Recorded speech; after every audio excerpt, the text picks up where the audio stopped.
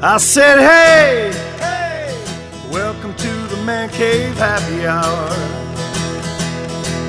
I said, hey, hey, welcome to the Man Cave Happy Hour.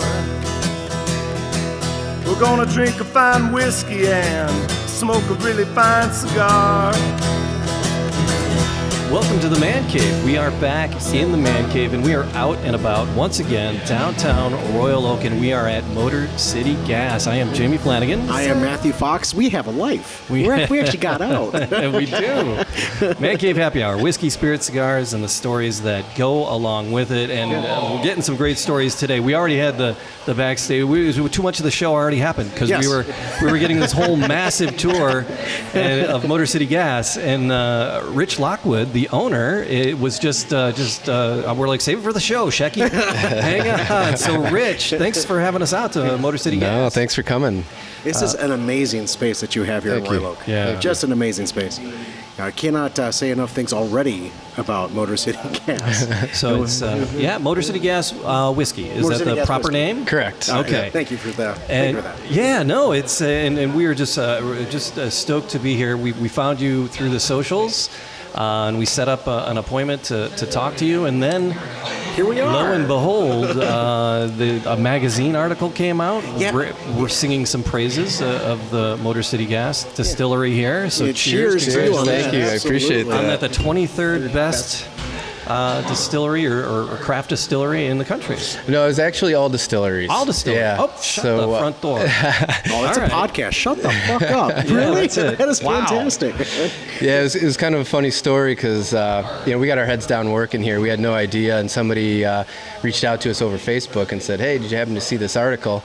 And it was an article from Travel and Leisure magazine listing us as one of the top 25 distilleries in the country. Right. And we thought it was a joke at first, and then we went to Travel and Leisure magazine's website and. Well, if it's a joke, then they're in on it. Lo and behold, there they are. So you didn't quite realize, was someone out here and reviewed the place, or did they just review the spirits themselves? What they did is they partnered with Yelp, and Yelp came up with an algorithm for, they looked at 5-star ratings and reviews, and they came up with the 25 best rated distilleries across the country. Based on Yelp reviews. Based on Yelp reviews, Okay. correct, yeah, which was kind of cool for us because we put a heavy focus on customer service and quality of product, and to know that it's not just the biased opinion of one writer, but it's actually looking at a culmination of nationwide reviews. That was kind of gratifying because normally you don't get a lot of recognition for good old-fashioned customer service. The Motor City Gas here has kind of been an underdog. It's one of the best kept secrets here in Royal Oak that I got a good feeling is probably going to blow up on you here in a little bit. So what is the story behind your creation of Motor City Gas? So I started off the way a lot of people do. With utter failure. Right, yeah. We had plenty lost of all that. your damn jobs. That's right, yeah. I lost my job during the recession and hit rock bottom, and that's when my wife suggested that I take my hobby, which had turned into So you had a passion for bit this of a problem. leading up to it. That's right. Okay. That's All right. So this was a bit of a hobby of mine that was turned into a profession. We just kind of, my wife and I took the leap and did it the hard way. We just kind of figured out things on our own and learned by failing and getting back up again. Yeah. And 3.5 years later, here we are. All right. So the spirits that you're distilling here, what are you distilling? So we are licensed to make any type of hard liquor. We're a craft distillery, but whiskey is my passion, so we decided we wanted to do it the hard way and just focus on stuff that we're passionate about. Okay. I didn't want to make things that my heart wasn't really into. Normally the way that distilleries do it is they start with their unaged spirits. They come out with their vodka and their gin because it's quick to make. It's easy for bartenders to put in cocktails. And then they put their aged spirits away and they kind of back into that down the road. But like I said, we wanted to go right for what we were passionate about, so we started from day one with whiskey. All we do here is whiskey all the time. How long was your first whiskey aged for? Since you started off in that regard, how long did your first barrel age for? So we started off small barrel aging in 8 and 10 gallon barrels, which not to get too geeky about it, but the smaller the barrel, typically the faster that the whiskey will age. What you get in an 8-gallon barrel in 1 year somewhat emulates what you can get in 3 or 4 years in a larger size barrel. Sure. So they were small barrel aged in the whiskey world, a short period of time, 6 to 8 months. Okay. Was our initial whiskeys, and we've slowly been working at transitioning from small barrels to big barrels, and also aging our whiskeys longer. This fall, pretty soon, every whiskey that we have on our board is going to be a minimum of 2 years aged in the barrel. That's great. So that first whiskey, you had to wait 8 months before you could let it loose. Yep. So what was that process, and what was that recipe? What was it? So the very first whiskey that we produced was called Royal Oak Dry. That's what's in your drink right there. And Jamie's drinking an old-fashioned right now. One of his favorites. He's a sucker for an old-fashioned. And so that's a pretty traditional rye whiskey. We put a little bit of corn in it, which is kind of an East Coast style with rye. The rye tends to be a drier, spicier grain, and corn gives a little sweetness, so it balances it out. So that is about 30% corn. Okay. And it was really a gamble. We didn't know exactly what we were going to get out of these barrels, and we didn't have any investors, so it wasn't like we were playing with other people's money. It was our life savings. Yeah. Okay. And so it was pretty gut wrenching putting all that money into the barrel and hoping and praying that in 8 months when we opened, people were going to be able to stomach Fingers it. were crossed, toes were crossed, eyes are crossed. That's right. After drinking too much, everything gets crossed. So there's an array of equipment in here. Is this the equipment that you started with, or did you start with a smaller setup? Most of the heavy equipment in here was what we started with. Okay, so that's a fair size startup. Oh yeah, it's a healthy investment. We are honestly on the smaller side for the distilling industry. Even in the craft distilling world, we're kind of a small dog. So we have to work extra hard to keep this equipment running 24/7 to keep up. But we've upgraded some of the other equipment. We started off very much on the cheap with mostly plastic containers and a lot of home brewing equipment you probably recognize walking around. And with time, we've slowly upgraded to stainless and upped some of our smaller equipment. The next major upgrade we're going to make is a new still, which I hope to order next year. We're going to buy a American-made 500-gallon copper still from Vendome Copper out of Louisville, Kentucky. Okay. Very nice. Yeah. So you started with the Motor City Rye. Yep. And that was the first one out. Between then and now, you said there's been 50 different whiskey blends that you've dived into. Yep. So what came next after the Motor City Rye? Oh God, we're going back a ways. I think I believe that the second release was the Belly Up Bourbon, which is a pretty standard rye bourbon grain bill. The one unique touch that we put on ours is after aging in a new barrel with a char, which is required by law to make bourbon, we take it out and we throw it in a Caribbean rum cask just for a little bit of time. We don't leave it in there long enough where it starts to take on a rub character. We want it to be a true bourbon, but it just kind of gives the level of sweetness a little bit different dynamic. Okay. So when you first started out, there was a question about the barrels as well. So what kind of barrels were you using when you started? So when we first started, the small barrels that we were using were from a cooperage out in craft cooperage in Minnesota called Black Swan. Okay. And then the larger barrels were a little more difficult to get. We get those from a couple different coopers down in down south, Calvin Cooperage and Independent Stave, which supply a lot of the big guys. You mentioned when you were trying to get the barrels, there was a shortage of barrels when you originally started going to get them. Yeah. But they caught up with you. Right when we were getting ready to open, with all the other problems we've got going on, we find out that there's a global whiskey barrel shortage, and the Coopers wanted like a year to 14-month lead time for barrels. Yeah. Now it's only about a 6-month wait. Yeah, right. No, we can get the big barrels in about a month's time, to 2 months, and small barrels are about the same now too. What's the capacity of a small barrel, a big barrel? As far as how much we're making. No, in those barrels. In the barrels. So we do all different size barrels, 8s, 10s, 15s, 25, 30s. Gallons, right? Gallons, Okay. and 53 gallon is the standard big barrel that you see at most of the bigger distilleries. You have a couple of those back there, do you? We got a bunch of them. We're transitioning slowly from small barrels to big barrels, and eventually small barrels will be strictly for R&D. Okay. Excellent. Yeah, this R&D. the rack houses back there are pretty amazing. So what's on tap now? What are what's the mainstay? What do you do all the time, and what's something special you have going? So the only really mainstays that we have are the Royal Oak Dry, that first whiskey we made. The Belly Up Bourbon was the second one we talked about, and then we have an apple pie moonshine that we do. That's kind of the go-to for the people. Every once in a while we get somebody in here that's had a bad college experience with whiskey, and they just can't stomach it. So the apple pie moonshine is the liqueur that pretty much anybody finds something they like in. All right, apple pie moonshine. So what's the recipe on that? So apple pie moonshine. Apple pie. Yeah, And moonshine. We start with apple pie moonshine is kind of a traditional American moonshine recipe. We start with a wheat-based moonshine, and we blend it with Michigan apple cider, and then we put a bunch of fun Christmas spices in there to do a little infusion. And normally it's sold or drank unaged. We put our own twist on it by then aging it in the Royal Oak Dry barrel.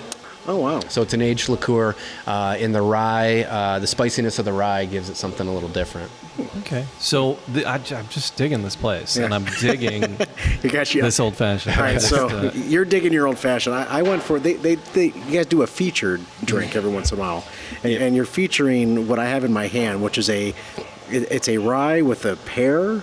Yep. A Michigan pear. Yep. Right? So we change our cocktail menu up seasonally, and then in between that, every couple weeks or so, we do a new featured cocktail. Yeah. And one of the favorites that we've done is we take our Royal Oak Rye whiskey and we infuse it with Michigan Barlett pears. Oh my gosh. And the guys they dress it up in a cocktail form, but me personally, I like the straight infusion of just the rye and the pear. Yeah, and I went right with you on that because I do like it. I want to try it at its at its essence, right? Yeah. If you want to add stuff to it, that's great. But I want to try it just the way it is now. Yeah. And it is absolutely fantastic. It really is nice. Yeah. For whatever reason, our rye just pairs well with pear, and I think when you leave it straight like that, it allows a little bit more of the nuance of the whiskey to come through. So whose bright idea was it to do the Bartlett pear and the rye? I'm pretty sure that was a mistake. Yeah, that was an accident. It's a happy accident. That we stumbled across, and it's worked for us. So now what we're doing is we're also trying to drop pears directly into the barrel so that they age with the whiskey. Wow.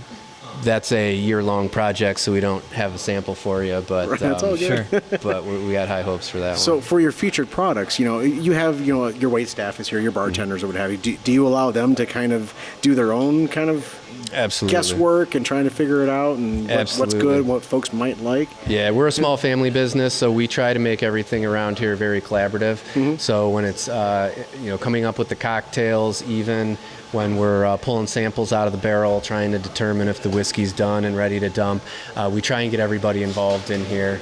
It makes it more fun that way, and I think you get better results that way because you get a lot of different opinions from a lot of different palates. Of course. Hey, and engages your employees to be more creative. Yeah. With what they're trying to do and trying to help you and trying to help themselves for that matter. For sure. Right. For sure. If one of your guys want to come over and kind of give us a synopsis of his process, that'd be kind of fun too. Yeah, absolutely. We can get Eric over here whenever you'd like. He's kind of our mixologist in house. Okay. Yeah. Go ahead, Jamie. No, but the drinks are amazing. But you're starting with all the spirits that you've created.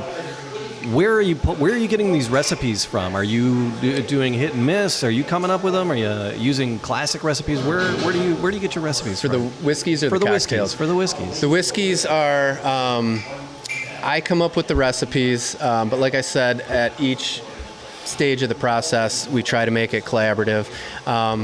A lot of it is like, we take it, we were talking about this earlier, we don't take, most distillers take a very scientific approach to this stuff. We take a more culinary, I think I referred to it as a backwoods approach, where we use more of our natural senses of our smell and taste. And once you learn the fundamentals, it's kind of like cooking. Then you kind of have an idea what's going to work and what's not going to work. You don't know exactly how it's going to end up, but you know that it's not going to end up in a really bad place. So sometimes the recipes that we come up with don't end up as good as we were expecting, and then sometimes they end up a lot better. But it's a lot like cooking. We just kind of, the beauty of whiskey is unlike beer, where what you end up with, you've got. Whiskey, the final product, if you don't like it, you can kind of keep massaging it to create something different. So you could throw it in a different type of barrel, or you could blend it with another type of whiskey. Worst case scenario, you redistill it if it's absolutely not something you like. But knock on wood, I don't think we've had any batches so far that have gone that bad south that we've had to redistill them. All right. So I saw on the shelf back there, because you have a display with what's available right now. They come in what sizes people can pick up? We do the 5th bottle, which is a standard 750 milliliter. Sure. We do a pint-sized bottle, which is half of that, and then we do our snorts, which are... I'm getting a couple of snorts before we leave tonight, so I can take them out west. They are TSA approved. Yeah, TSA approved snorts. A little bottle of whiskey that you can take with you. They're 1.5-ounce bottles that they're just kind of little samplers. All right. So was that on purpose, or did you just decide to do that and it just happened to be TSA approved? Yeah, it just happened to be. I don't think that was behind it all. We just, a lot of the distilleries now are doing the little airplane bottles, the samplers, and ours is more like a little moonshine mason jar type bottle, but we do that in several of our products. So on the shelf back there, one caught my eye. It was an Irish whiskey. What is that one called? So we call our Irish whiskey Barley Legal. Barley Legal. And we're not... So what makes an Irish whiskey an Irish whiskey, and how is this an Irish whiskey? So this technically is not an Irish whiskey. Sure. It has to be made in Ireland. It's one of those regional whiskeys. So we call it an Irish style whiskey. And we try to emulate a lot of the old Irish practices. So this is a blend of raw barley that's grown here in Michigan with malted barley that's imported from Ireland. We triple pot copper distill it, and then we age it in ex-bourbon barrels. And what happens there is, because you're using, you're distilling it clean and you're putting it in a barrel that's already been used, which has lost some of its original char, you get a lighter style whiskey with more delicate flavors. Now, the version that we have out now is a special edition we did with that, where after it was aged in the ex-bourbon barrels, we threw it in some old cider barrels, hard cider barrels from Cellarman's over in Hazel Park. Ooh, I definitely want to try one of those. Yeah. Something that caught my eye, because I love a good, I'm a craft beer guy. I love a good IPA. I do enjoy an IPA every once in a while. But what caught my eye was the hopped mess. Yeah. Help me understand what's the hopped mess. What's a hopped mess? What's the hopped mess? Besides the girls we used to date. That was a fun one. We so that was a collaboration we did with Axel Brewing over in Ferndale. Dan Riley, who runs the brewery over there, is somebody that a friend of mine from my old days in advertising, and we ended up getting a bunch of their IPA beer over here, and we ran it through the still. Whiskey is essentially a distilled beer. So you make beer and then you concentrate it, and that's when it turns into a whiskey. So you could technically put Budweiser in the still and make whiskey from it. So we took IPA beer from Axel Brewing, we distilled it, and then we thought, well, why don't we double hop it? We'll throw it in some IPA beer barrels from across the street at River Rouge Brewing Company.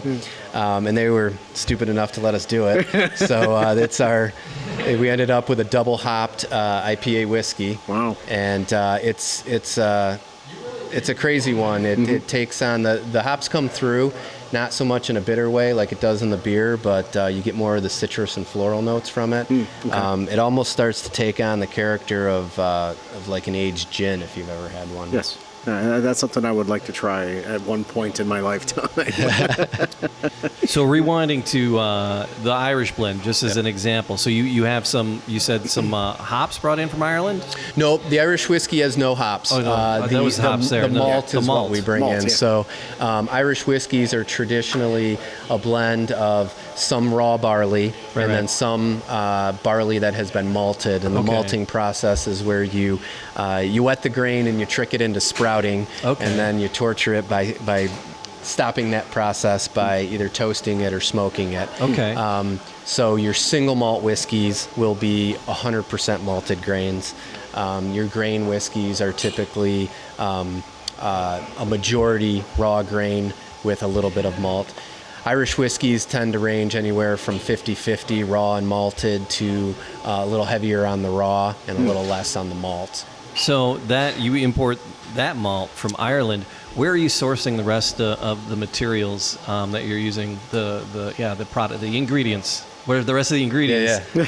Materials, ingredients. I was looking for the word. So it's right there. Where are you It's right sourcing there. the rest of the ingredients used in most of the Motor City Gas whiskeys? So we try and use as much. We love supporting local Michigan, so we try and use as much Michigan-grown grain as possible. Thank you. Great. That's we, awesome. we do like to dabble in different styles from around the world, so we do like to import a little bit to get a little terroir from those regions. With this one, we kind of wanted it to be a fusion of local Michigan-grown and Irish. Yeah. So we imported the malt because, excuse me, that's what they do so well over there. And then we team up with a variety of different local farmers here, and we try and get the grains as fresh as we can from them right after they're harvested.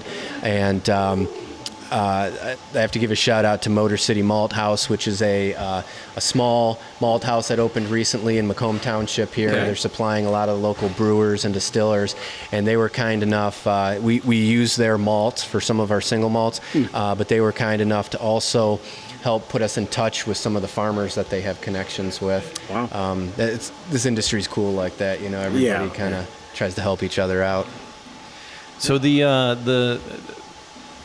whiskeys are great. Yes. And this place is really, really great. So you have we're on 4th Street. Yeah.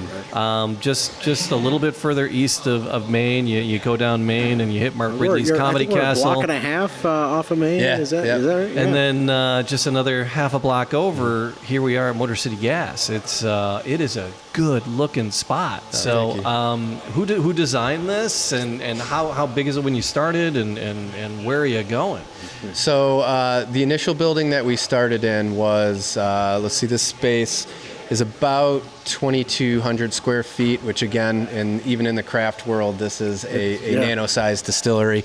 There really wasn't a design plan. we did,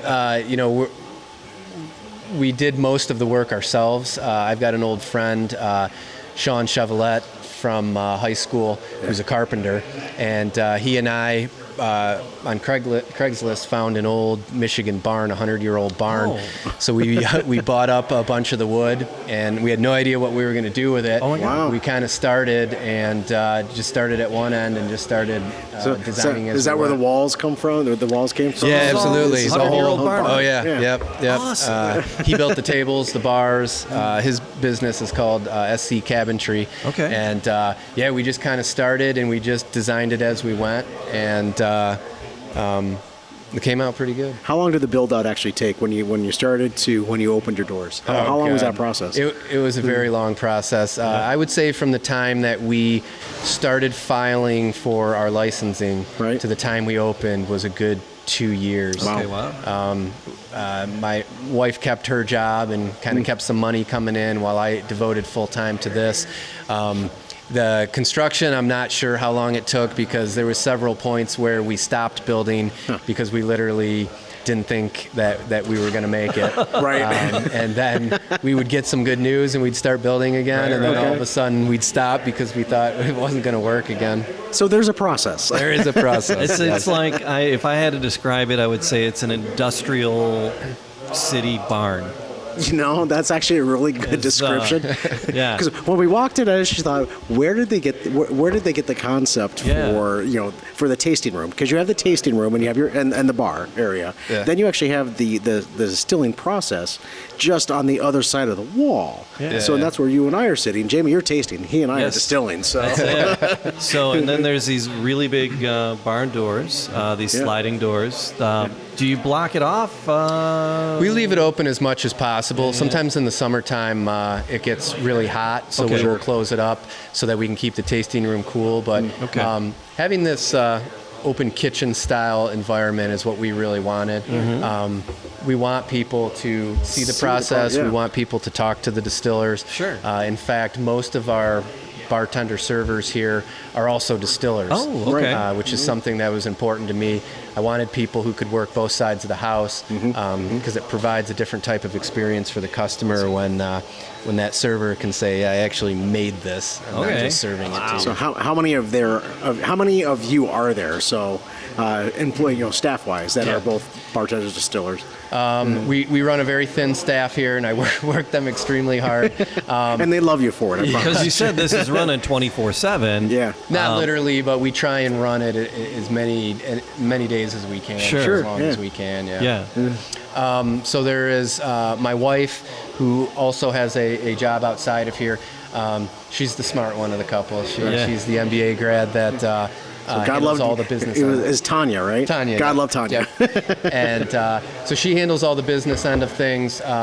I am the head distiller, so I handle operations here and marketing. And then we've got, Eric and Rick and Doug, who are distillers and also servers. And then we have Jenna and Megan, who are part-time servers that we have in the tasting room. Wow. So what's the legality of that? What can you serve here? Can I get a shot and a beer, or what's available as I come in? So our license is called a small distiller's license. We're technically at the moment only licensed to make and serve hard liquor. And every single product has to be approved by the federal government before we can serve it. Now, each blend that you do has to get approved? Every single product, anything that's new that we make has to be. What's that approval process? So we have to send our labels in for approval, where the government's looking to make sure that we have all the appropriate information on there, and we're not naming it something crazy. False claims. Like barley legal. And then sometimes they will also want to know the recipe. Sure. And most of the times, as long as it's nothing too crazy, they'll accept the recipe. Like a hopped mess. But sometimes they will ask for a sample, and they'll actually do testing on it. Oh. It's a very, very highly regulated. Do they industry. actually come here to do that, or No, you have you to send ship it it all? out You have to to ship them. it all out. Yeah. Of course you do. So right? every blend you've had to do this like 50 times because you've had like 50 different blends. Yeah, and then we're also, because the label approvals can sometimes take a very long time, 6 months. So you have to plan ahead. So sometimes we're submitting things for approval that never end up coming to life. So, and there's a cost to that, of course. There is a cost, Yeah. but the time is the bigger cost. Sure. Right. I drive my wife insane because she has to do all that. As the business end of it, I get it. Right. Wow. I love that. All right, so the menu, I'm looking at the menu. So you can only serve spirits, and you're only doing whiskeys. Are you going to break the mold and do some gins, do some, vodkas? So we'll never do vodka. One to day, me, no vodka. Yeah, vodka to me is chemistry, not art. Just my personal opinion. Right on. So I'm a big fan of the aged spirits. Sure. Whiskey will always be king here, no doubt. But we have been looking into just doing some small batch fun stuff. Okay. Particularly in the brandy and the rum worlds.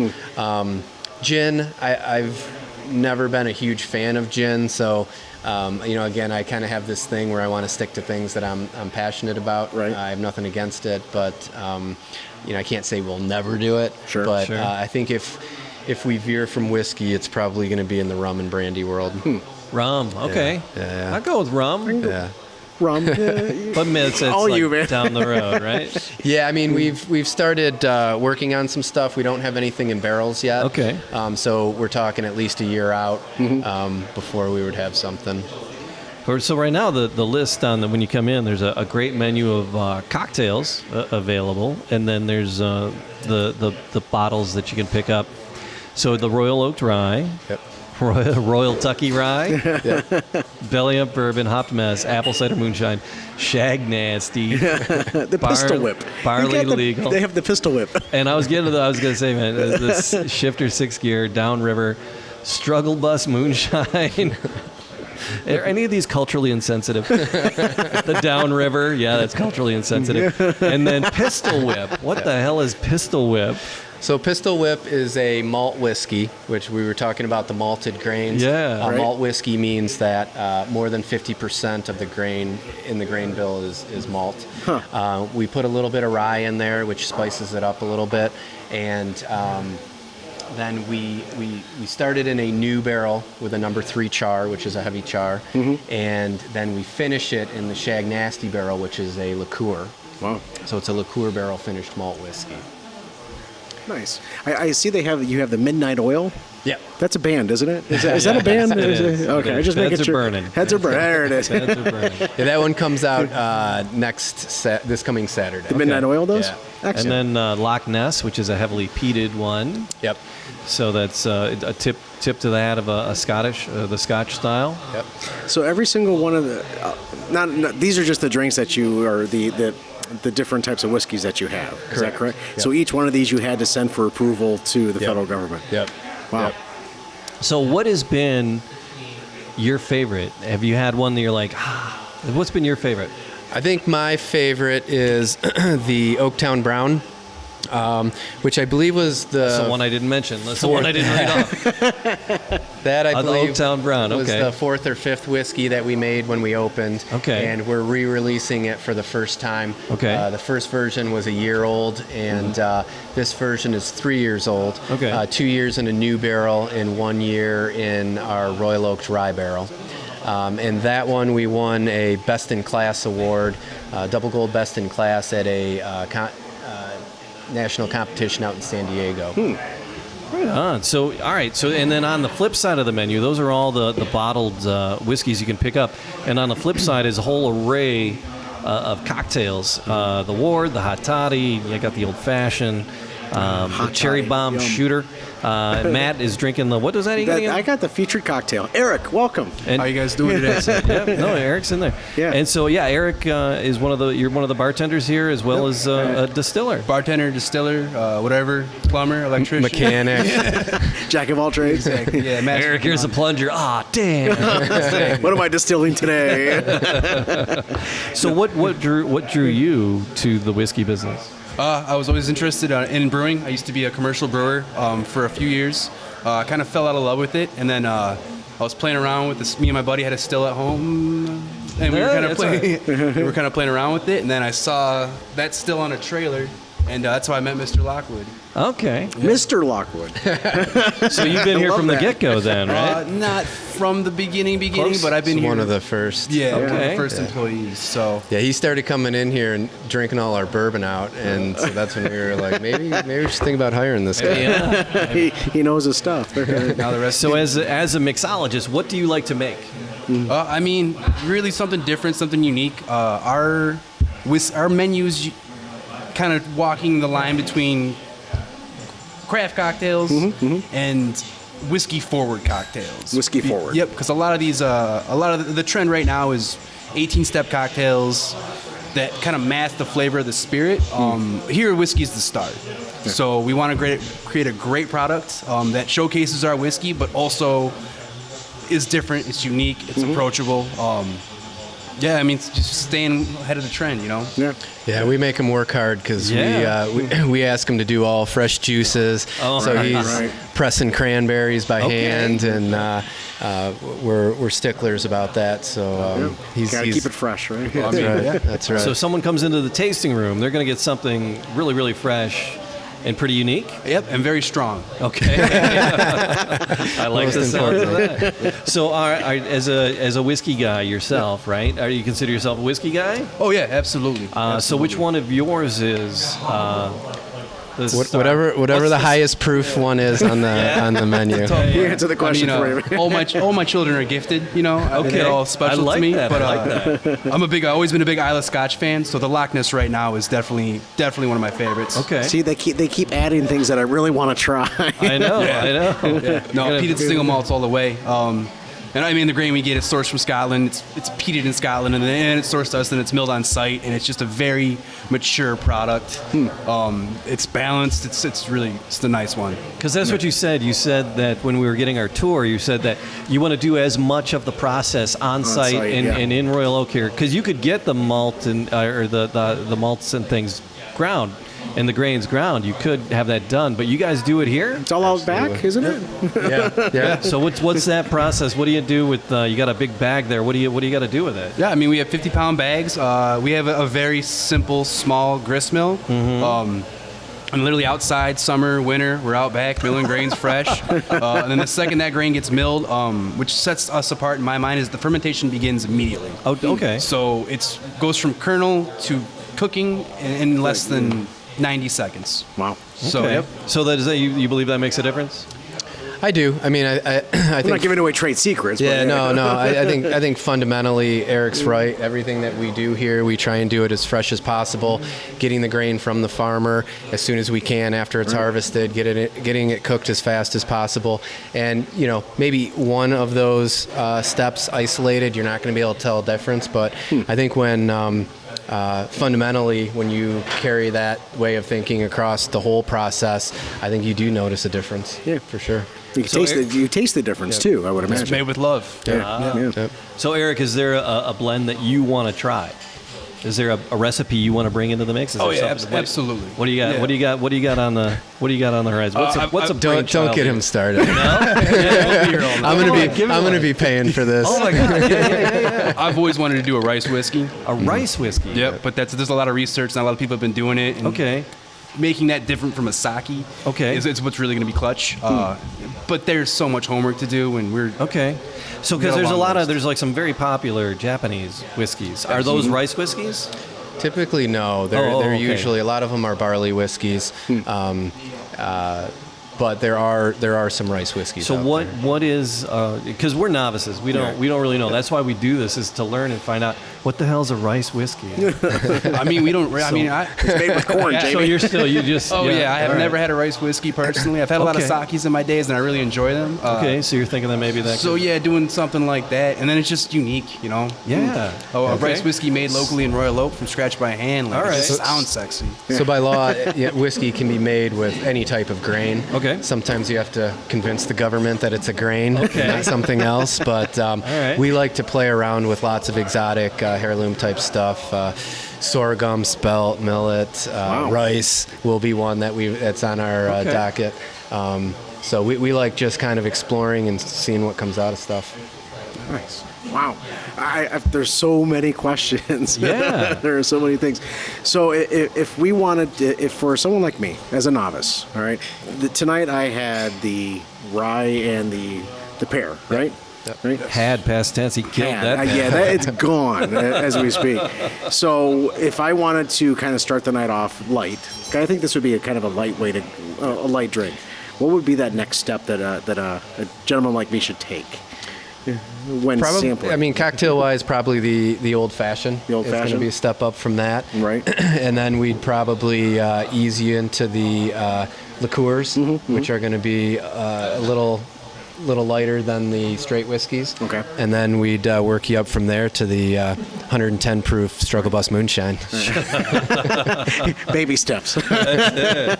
Baby steps. Struggle bus. I love that. So, all right, yeah. How much product do you have on site, right? Because you've expanded, right? You had this, you had the tasting room. You added, did you have both of these sizes when you started? No, we just expanded into the building next door this year. Okay. And that was for additional barrel storage. How I many have to be barrels honest do you with have? you, I Yeah. have no idea how many barrels we have in here now. Right I'd have on. to either run around and count them, or Good, I'd have to good, call good. my wife. Right. Call the old lady in charge. Yeah.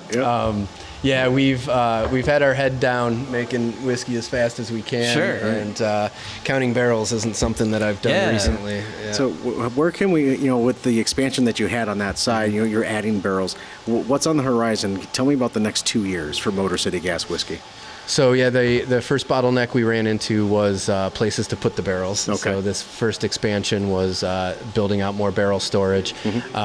We've almost got that full already, so that's a bottleneck again. So the next step is going to be finding additional storage. Okay. And this time we're going to go a lot larger than what we did there, Right.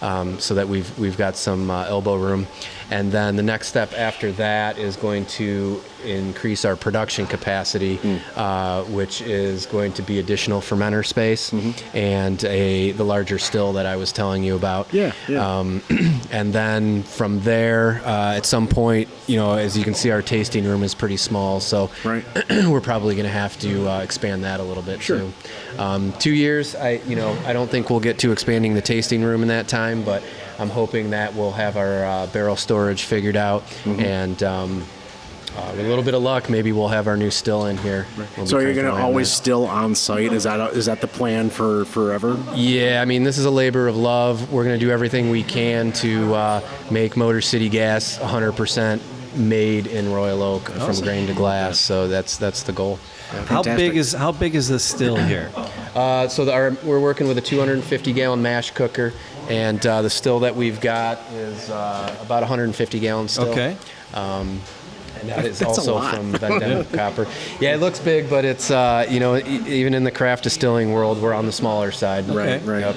Are you going to keep these units and add the other ones, or will you retire these and? It would be adding on. Okay. Adding on. Yep. All right. Yep. And how big will be the next one that you hope to move into? Well, I need to clear it with the finance department, who's my wife.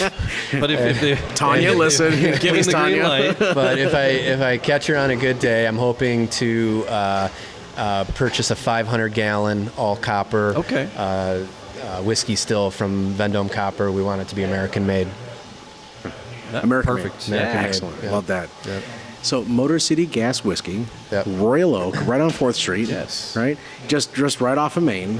Fantastic space. The fact that the bar, the tasting room is from a 100-year-old barn. I love this. Yeah. It's just an amazing thought process Goodness.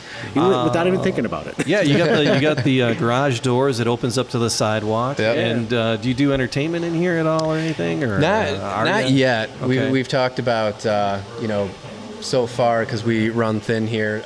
Sure. All the focus has been on cocktails and whiskey, Sure. but we've talked about getting into some live music. We're working on with the city on trying to get a new ordinance passed that would allow us to have some limited food trucks down here, okay. which would help amplify our events. So we have talked about getting into some of that stuff. It's just finding the time. Right. to get So, around but yeah, to it. downtown Royal Oak. I mean, real estate is a premium down here, and this is your building, which I'm massively impressed by. But do you have the parking lot? Is that parking lot yours? Could you? So are you yeah, expanding out? we have a tiny little gravel lot over here, Okay. which is where we are hoping to host the food trucks. Yeah. And then maybe someday make that our outside seating area Okay. for the tasting room. And then we have a larger parking lot behind the building on the other side of the alley that we hope someday to build our Royal Oak Rick House, where Motor Okay. City Gas will be stored. Nice. How's the city treating you? How's it working with the city? They've been great. I mean, we were welcomed with open arms here, and the residents have been amazing too. I remember when we were building out in here, and we had no idea if we were even gonna make it to opening. We had people walking by that would pop in and say, "Hey, I just want to let you know that we're going to support you. We love what you're doing." And wow. these people haven't tried a thing. They don't know us from anybody, and that's just the kind of support that we've gotten here in Royal Oak. It's a great community, when we've reached out to the city commissioners for help with things like food trucks or whatever it might be. We've gotten a ton of support from them. They're very progressive thinkers, and they've been great at clearing roads for us. So right now, in the Metro Detroit area, you got to come to Motor City Gas if you want to get yourself some Motor City Gas whiskey. That's right. But you were just Travel and Leisure magazine, right? We started out talking about that. Number 23 in the country. Yep. Is your whiskey available via mail order, or is there any way that people from around the country can get their hands on those? Not at the moment. That's the frustrating thing. Okay. Yeah. Have you had inquiries? Are people asking? Yeah, we get people hitting us up on Facebook and Instagram all the time, wanting us to ship stuff to them. Sometimes we've even gotten inquiries from out of the country. Sure. Right. Unfortunately, at the moment, you're not allowed to ship any liquor through the mail. Right. And in Michigan, if we want to even ship it to a store or a restaurant, we have to go through a statewide distributor, which gets very expensive and complicated. So at the moment, we are only selling product here on site via bottles and cocktails. Okay. Yep. But we hope to break into some limited distribution next year. Okay. You're not going to see us all over the state. Right. We're not in a hurry to grow. We're going to evolve this thing slowly, but we just want to start to kind of sprinkle some Motor City Gas in some places where people can't get it. Right. Wow. That is brilliant. So what is the website? Where can people find out about? It's motorcitygas.com, but I'll just warn you, we're not big tech guys here, so the website is more of a web page. Kind of your logo and the address. It's a work in progress. Phone number and address is about it. But we do a lot through social media, Facebook and Instagram, and we'll be on Twitter soon.